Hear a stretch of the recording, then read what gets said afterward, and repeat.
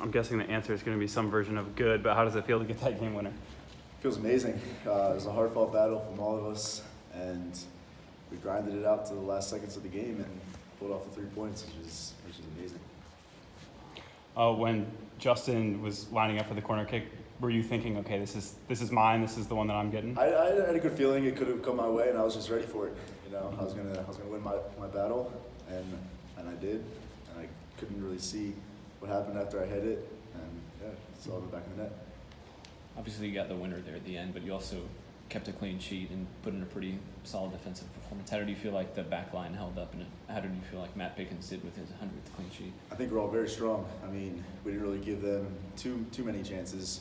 We kept them in front of us, communicated well, and Matt Pickens behind us it's a nice cushion for sure. I mean, he's strong in the air. He's a great leader for us, and with his experience, it really helps us. He comes up big numerous times, and he has, and he has 100 clean sheets now, and that's great for him. Well deserved. Over the course of, I think especially the second half, it seemed like they had a lot of moments that looked dangerous, but either you or Forrest was basically always there to kind of cut out that last cross. Is that something that you kind of foresaw as the way it was going to play out, with maybe some danger, but? Yeah, we knew it was going to be tough, and we just had to be ready in good positions at all times, and no sleeping from the backs. So I think we showed that well. We were always in a good spot. Any other questions? You had the team's 50th goal tonight, and having Nino Rios back in the lineup after injury, what does that mean for production going forward and the amount of goals you guys have scored at this point? That's great. It's great having Rios back. He's been a huge part of this team, and he's getting his fitness back as well, slowly but surely, and he's always dangerous up there. He's good all around, number 9, good at holding the ball, and obviously he's still in the Golden Boot race, so and I can see him coming close to that with these remainder games. You're going to hawk him down on the Golden Boot race, though, right? Oh yeah, I'm coming for him. I'm coming for his spot. Sorry, Daniel. Matt, tonight was your 100th career clean sheet. Obviously, it says that you're a good goalkeeper, but what does it say about kind of what you've been able to do over the course of your career and also your longevity, too? Yeah, I don't know about a good goalkeeper, but an old goalkeeper. Listen, I'd be disrespectful or selfish if I didn't have an ode to all the players and teams that I played with that have, worked their tail off in front of me. Every 100 of those shutouts, including tonight as well. The guys did a good job tonight. Above all, I'm just happy about the 3 points. It makes it sweeter than just having a point this time of year. So moving in the right direction, got the monkey off the back. Now we're just keep going. So you're gonna go home and blow up all your social media about it? No social media here. I'm gonna check on my kids, make sure they're sleeping, and go to bed and wake up and get ready for Saturday. You guys did a good job, not only with the late winner, but just holding Birmingham. I think it was 6 total shots. Yeah. How do you feel like overall the defense performed in front of you? Good. We've been playing pretty decent defense. Something that we've gotten better at this half of the year. Guys like Allen that come on the field and are able to help in the possession, break lines, so we're able to get out of our defensive half a little bit easier. That helps. So it's good to have him on the field tonight. And same with Belmar, those guys, these two, they have athleticism, and that frightens teams. So they're going to drop back. They're going to make it easier for us defensively when they're on the field. Alan, it seemed like you were able to get isolated one-on-one with defenders on a few occasions.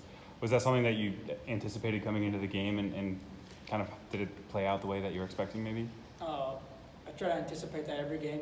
That's my role out in the wing, is to try to isolate myself with that right back or that central midfielder, whoever I'm facing against. And it worked pretty well in the first half.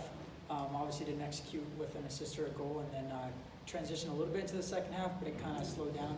But definitely could do more, and that is what I want to do each and every game. Is that something that, as you were kind of going through, especially the course of the first half, saying, okay, I'm getting job A done, but I'm not finding that final ball or that shot? I mean, that just comes with a challenge, right? I mean, if it was easy, everybody would be doing it. So it's just keep pushing, keep chipping away, and it's one of those games where it didn't happen, but we have guys like Jimmy that can put the ball in the back of the net in the 90th minute, and that helps going forward. So.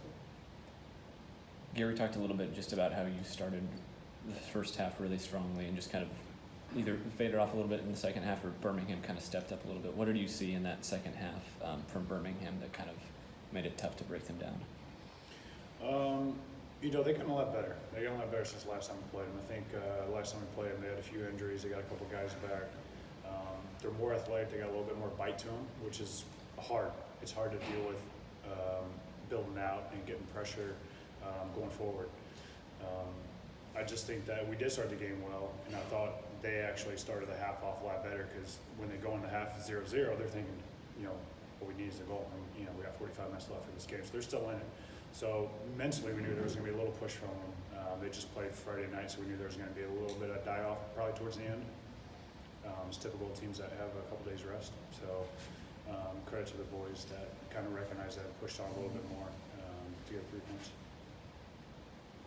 Alan, obviously you're happy with the 3 points at the end of the day, but is there almost a little bit of regret of saying, okay, we need to get the job done better as kind of the offensive specialists to make it so that we don't have to wait for a 90-second minute set piece or whatever it is? I don't ever see opportunities like that as regrets, just more as gateways to get better. You always have these things where you don't always, it doesn't click all the time, but that just, propels you like, okay, maybe I need to do better in this aspect, I need to do better in this, whether that's defensively or offensively.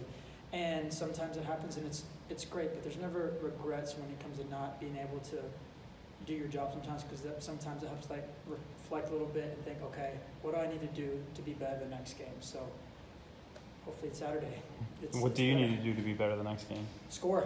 That's about it. Score and assist. That's it. Everything else is good, but just get that final product. And Alan, you're starting off your career, whereas Matt, he's been in the game for a while now. What things have you learned from him, just watching him, get to this point where he has 100 clean sheets in his career? That he stretches all the time. It's crazy. I don't understand. I stretch a little bit, and he's stretching next 30 minutes. I'm like, I'm done. I'm sweating, and he's still going. So that's one thing I'm taking away. Stretching and ice bathing and all recovery. Good stuff. Awesome. All right.